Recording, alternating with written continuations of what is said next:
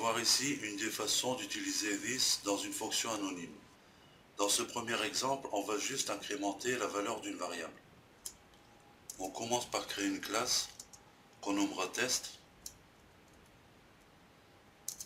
et qui possédera un attribut privé qu'on initialisera à 0.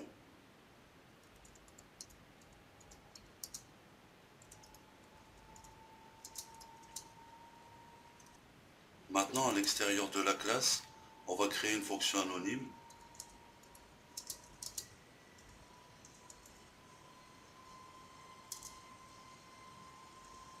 dans laquelle on va faire une post-incrémentation de cette variable.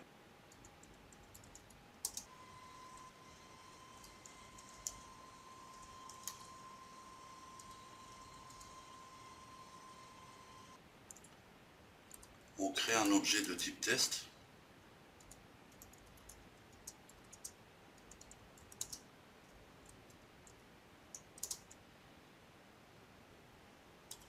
Maintenant, sur la variable $fn, on va faire appel à la méthode bindTo de la classe closure.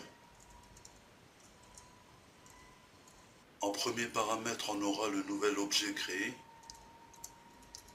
Et en deuxième paramètre, le nom de la classe ou son instance.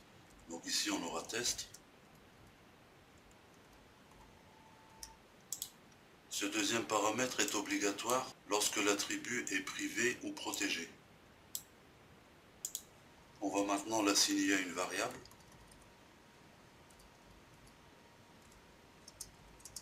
On va faire un deuxième appel.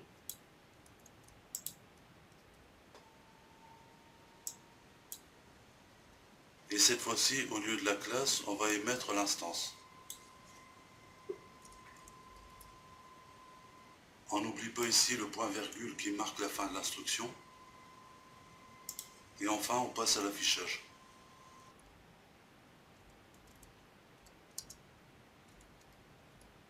On n'oublie pas là également les parenthèses, qui signifient que la variable est une fonction. Je vais mettre un petit BR.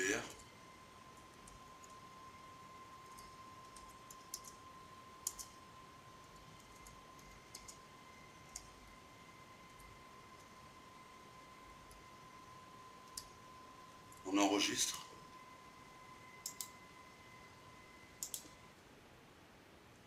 Et on a bien notre incrémentation. Voyons un deuxième exemple qui va afficher un texte différent en fonction du paramètre passé à la fonction anonyme. Dans notre classe, on aura deux attributs. Le premier sera protégé. On va le nommer Hello.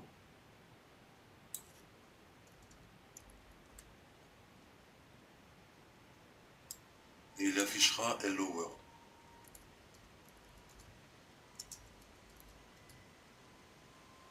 Le deuxième sera public. Ça sera bonjour.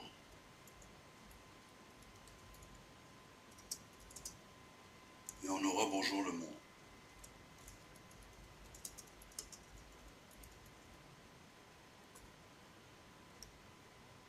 À la fonction anonyme, on passe un paramètre.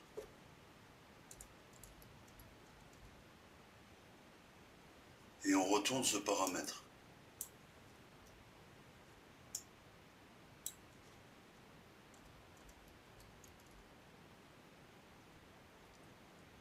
Maintenant, on va placer ici la chaîne de caractères Hello. Et là, bonjour. Comme l'attribut bonjour a une portée publique, on peut ici retirer le deuxième paramètre. On enregistre. Et on voit que l'affichage se passe correctement.